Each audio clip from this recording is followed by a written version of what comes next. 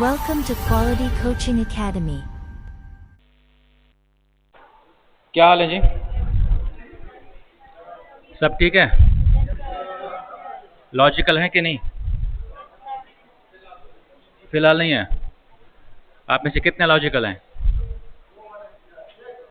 नहीं, आप कितने लॉजिकल हैं? 100% लॉजिकल हैं। ओके जी। देखिए, जिन्होंने फर्स्ट लेक्चर लिया था मेरे साथ, मेरे ख्याल में कपल वीक्स बैक, तो वहाँ पे मैंने ये बात की थी कि अगर आपको लॉजिकल रीजनिंग के क्वेश्चन को अटेम्प्ट करना है तो उसके लिए आपको लॉजिकल होना ज़रूरी है। ठीक है ना? तो लॉजिकल अगर आप हैं तो फिर आपको मोस्टली क्वेश्चन के आंसर देना आसान हो जाते हैं। कुछ चीज़ें एनालिटिकली होती हैं लेकिन ज़्यादातर क्या होंगे? लॉजिकली होंगी। जैसा क्वेश्चन नंबर 1 है, आई डोंट नो इसमें कौन सा क्वेश्चन आ रहा है। Find the next letter in the given series A, C, F, J, O.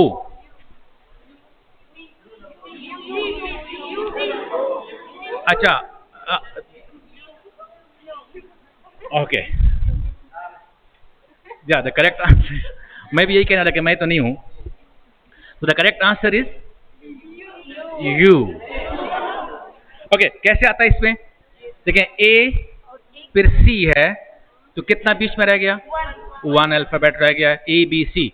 फिर इसके बाद सी के बाद 2 छोड़ दिए, फिर इसके बाद एफ के बाद and so on. That's right. So आखिर में क्या आएगा? यू आ जाएगा। That's right. Okay, next one. Class A has a higher enrolment than class B, right? Question number आप खुद देखिए, मेरे पास तो क्वेश्चन नंबर वो डिफरेंट है। Okay, Class C has a lower enrollment than Class B, where Class A has a lower enrollment than Class C. If the first two statements are true, what about the third one?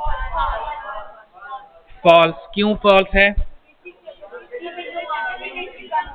अच्छा, आपका इसका procedure क्या है? Main चीज ये है कि आपको प्रोसीजर पता होना चाहिए। इसमें आपके पास जो रिलेशन गिवन है उसको आप फौरन लिख लिया करें। जैसे कि गिवन है कि class A has a higher enrolment, that means A has a higher enrolment than B, so simple right A is greater than B. अगला फिर है C has a lower enrolment than class B, C has a lower enrolment than B. इसका मतलब यह है कि सबसे कम enrolment किस क्लास में हो रही है? सी में हो रही है। तो इसका मतलब है कि क्या ए सी से कम होगा? Obviously not, right? अच्छा, ये ध्यान में रख लें कि बाज़ों का तुम्हारे पास स्टेटमेंट्स आते हैं कि अगर ए लेस देन बी है तो क्या बी लेस देन ए होगा? मैं लॉजिकली बात कर रहा हूं। अगर ए का रिलेशन बी के साथ है तो क्या बी का वही रिलेशन ए के साथ होगा? क्यों? अगर 5 6 के बराबर है तो क्या 6 5 के बराबर नहीं होगा? वैसे जनरली अगर x y के बराबर है तो y x के बराबर होगा। लॉजिकली मैं बात कर रहा हूं, जरूरी नहीं है। फॉर एग्जाम्पल a अगर b का बेटा है तो क्या b a का बेटा होगा? अगर a b का भाई है तो क्या b a का भाई होगा? क्यों बहन नहीं हो सकती? हाँ, बहन नहीं हो सकती, हाँ ना? तो जरूरी नहीं है ए अगर बी का भाई है तो बी ए का बहन भी हो सकती है। तो अगेन ये ट्रू नहीं है। ये मैंने बताया थोड़ा सा लॉजिकली कंटेक्स्ट में। आगे जब आपके पास आते हैं स्टेटमेंट इस तरह आएंगे। अगला सवाल आ रहा है तो आपके ध्यान में ये होना चाहिए। ओके जी, क्वेश्चन नंबर 3 अगर आप देखें, इसमें आपको यूजुअली 3 स्टेटमेंट्स दिए होते हैं जो कि फैक्ट्स होते हैं, और आगे फिर आपको एक स्टेटमेंट भी दे सकते हैं। You may have 2 statements, you may have 3 statements, बढ़ा भी सकते हैं। और आपने बताना है based on the given information, जो फैक्ट्स हैं उन फैक्ट्स को यूज करते हुए। ये नहीं देखना कि हकीकत में क्या हो रहा है। ये मैंने पहले भी कहा था, लॉजिकल में ये चीज नहीं है। जो गिवन है और कह रहे हैं कि ये फैक्ट है तो उसको आपने एक्सेप्ट करना है। जैसे कि क्वेश्चन 3 यहां पे अगला जो भी सवाल आ रहा है, फैक्ट 1 है all dogs like to run. Right. Second है fact, some dogs like to swim. Third, some dogs look like their masters. Obviously true तो नहीं है ये, लेकिन हम एक्सेप्ट करेंगे कि ट्रू है, क्योंकि डॉग्स जो है can they be like their masters? Masters के मालिक होता है ना, तो उसके बराबर तो नहीं होगा ना, शेप दूसरा नहीं हो सकता। लेकिन हम एक्सेप्ट करेंगे कि भाई डॉग्स जो है, some of dogs, not all of dogs. अब इसमें ऑल का वर्ड यूज हो रहा होता है और सम का वर्ड यूज हो रहा है। अब जरा ये जरा समझ लें कि जब भी ऑल आता है तो सम ऑटोमेटिकली होल्ड होता है, लेकिन जब सम आता है तो ऑल जरूरी नहीं है। ठीक है, राइट। सो अब ये कह रहे हैं कि स्टेटमेंट्स जो है हमें ये ट्रू है if they are the fact, तो which of the following statements must also be facts. अगर वो फैक्ट हैं तो क्या ये भी फैक्ट्स हैं कि नहीं है? First one, all dogs who like to swim look like their masters. Dogs who like to swim also like to run, and dogs who like to run don't look like their masters. अब देखिए, इसमें आपने देखना ये है कि ऊपर जो इंफॉर्मेशन गिवन है उसके बारे में आपने बात करनी है। तो फर्स्ट ये कह रहे हैं कि फर्स्ट जो फैक्ट है, all dogs like to run. All dogs like to run, कुछ उसमें मतलब स्विमिंग को पसंद करते हैं, तो जो स्विमिंग को पसंद करते हैं वो लाजिम बात है वो they also like to run. ठीक है ना? लेकिन वहां पे नीचे क्या आ रहे हैं, वही सम की बातें हो रही हैं। तो मैंने कहा था जहां पे सम आएगा वहां पे मसला आएगा।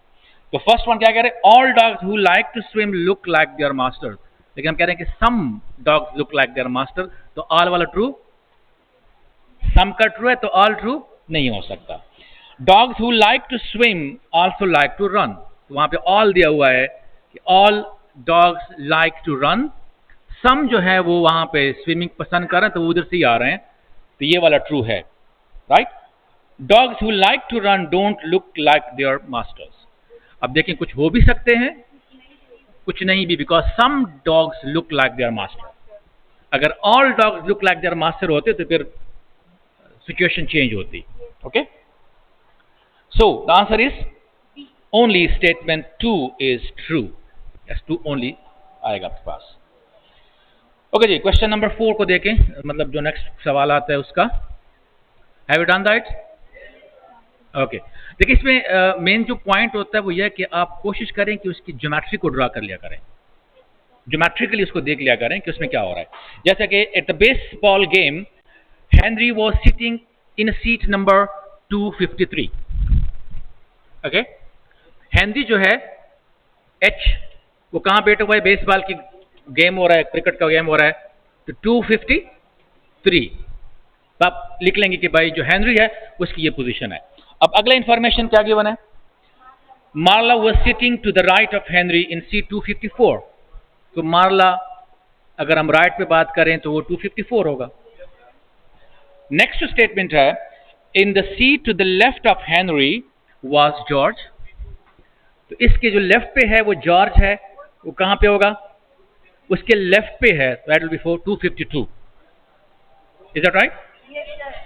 और फिर क्या कह रहे हैं कि जो एनजे है that was sitting to the left of George, तो वो यहां पे फर्दर आ जाएगा, व्हाटएवर जो भी लिखते हैं, एल लिखते हैं, आई लिखते हैं, ये क्या हो जाएगा? 251। तो what is the correct answer? 251, जो कि ऑप्शन ए है। Is that right?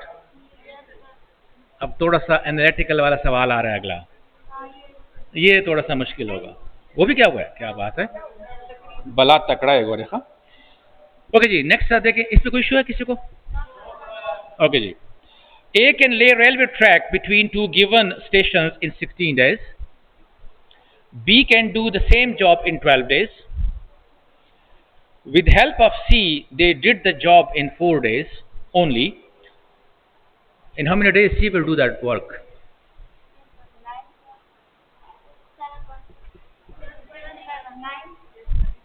देखिए ध्यान में रख लें, आपने इसका बेसिक कंसेप्ट समझना है। ऐसा नहीं है कि आप एम तुक्का लगा लें और बिस्मिल्लाह पढ़ के जहाँ पे बिस्मिल्लाह खत्म हो गया वहाँ टीका आंसर लगा लें, इतना लगता है। अच्छा देखिए, ये इन्वर्सली प्रोपोर्शनल होता है। बात स्टूडेंट थोड़ा गलती कर जाते हैं। अगर ए कंप्लीट करता है एक वर्क को 16 डेज में, तो उसने एक दिन में कितना काम किया होगा? इफ वर्क ए जो है that is completing work in 16 days, how much work will be done in 1 day? Yes, that will be 1/16. In 1 day, उसने कितना काम किया होगा? 1/16. Right? Okay ji. Where B is doing the same job in how many days? 12 days. So in 1/12 will be the job done in 1 day. हमें किसका चाहिए? C का। हमें C का चाहिए। तो C के लिए तो हमें पता नहीं है, तो हम एस्यूम करते हैं कि C जो है वो कितने दिन में कर रहा है? X करें, P करें, D करें, जो भी आपको अच्छा लगा, अपना नाम लिखें। What about 1 day? 1/x. Now they are completing when they work together. ये तीनों जब एक साथ में काम कर रहे हैं तो ये काम कंप्लीट करते हैं कितने दिनों में? 4 डेज में। इसका मतलब ये है कि A will be working for how many days? 4। अब यहां पर मल्टीप्लाई करना है, 4 into 1/16 होगा। सेम थिंग B जो है, it's work for 4 days 1/16 and this is also 4 times 1/x। इन तीनों का सम क्या होगा? That is 1/4 plus, sorry it's 1/12, my fault. ये आप सिंप्लीफाई करेंगे तो 1/4 आएगा, ये 1/3 आएगा, 4/x आ जाएगा। ठीक है, अब ये वर्क डन है, तीनों ने मिलके काम कर दिया है। इसका मतलब है कि 1/4 plus 1/3 4/x that is equal to, अब ये टेक्निकल पॉइंट यहां पे आपने समझना है। ये क्या होता है? ये इसका एक प्रोपोर्शन है, फ्रैक्शन है उसका, ये फ्रैक्शन है, ये भी fraction of the work done. तो इन तीनों फ्रैक्शन को जब आप ऐड करेंगे तो वो किसके बराबर आएगा? 1 के बराबर आएगा। 1 मतलब 100% वर्क डन। तो जब भी हम 100% की बात करते हैं दैट मीन्स 1। खबर आप होगी क्या ना? तो इन तीनों का सम क्या होना चाहिए? That must be 1। किसको इशू है? ये फ्रैक्शन ऑफ द वर्क और percentage of the work done by A, that's the part of the work done by B and that's the part of work done by C। तो इन तीनों के काम को मिलाएंगे तो काम हो चुका है ना। और जब once we say something is done, it means 100% done and 100% means 1। 100/100 that means 1। Okay, अब इसका आपने एलसीएम लेना है। इन दोनों का एलसीएम क्या आ जाएगा? 12। ठीक है, इसको आप इधर लेके आते हैं 3, इसको आप इधर लेके जाते हैं +4 + 4/x is equal to 1। That is 7/12 + 4/x is equal to 1। इसको उधर लेके जाना है, थोड़ा बहुत आपको मैथ्स तो आता है ना? ओके, तो क्या बन जाएगा? 4/x is equal to 1 - 7/12। 1 - 7/12 क्या होगा? अगेन एलसीएम आप लेंगे दैट बिकम 5/12। ठीक है, ये 5/12 आएगा। ओके, हमें x की वैल्यू चाहिए तो इधर इसका रेसिप्रोकल ले लें, उल्टा करें, ये बन जाएगा x / 4 इज 12 / 5। इसे कितना आता है? That x is equal to जी 48 / 5 विच इज 9.6 समथिंग। किसने गलत किया है? किसने गलत किया है? अच्छा, आपने गलत किया है। नहीं, किसी ने बताया अभी कि 9.6 आता है, ये उसने तुक्का लगाया था। दूसरे तरीके से किया आपने, दैट्स गुड। ये मुश्किल है। अच्छा, मुश्किल तरीके से किया था। अच्छा, इसमें एक बाज़ औक़ात इसमें इस तरह भी सवाल आते हैं जिसमें ऐसा नहीं होता कि वो तीनों मिलके काम करते हैं। उसमें ये होता है कि ए और बी जो है वो पहले 2 दिन काम करते हैं साथ में, तीसरे या चौथे दिन में सी भी आ जाता है, ठीक है ना। तो फिर कैसे फाइंड करना है कि सी वो कितने दिनों में खत्म करेगा, या अगर वो मिल जाते हैं तो फिर कितने दिनों में खत्म करेगा। तो कंसेप्ट आपने इन सब का ऐसे ही यूज करना है, ओके, जो मैंने बता दिया है। यूजुअली इसमें मैं अभी वीडियोस बना रहा हूँ जो उसके डिटेल लेक्चर्स हैं।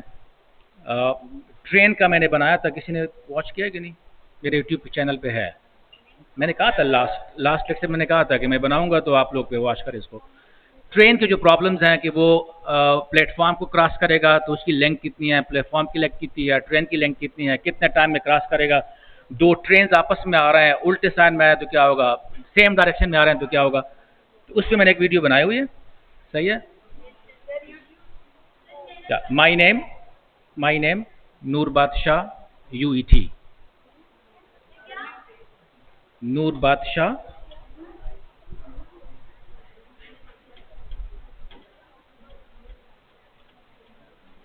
स्पेस है बीच में, UET for obviously university of engineering and technology. अगर नेम से सर्च करना चाहते हैं, अगर डायरेक्ट आप लिंक पे जाते हैं, लिंक करना चाहें बाकी तो वही आएगा, यूट्यूब वगैरह वगैरह ब्ला ब्ला ब्ला /@ नूर शाह, ठीक है। तो वहाँ पे आप जाएंगे तो उसमें ऑब्वियसली मैं जो उसके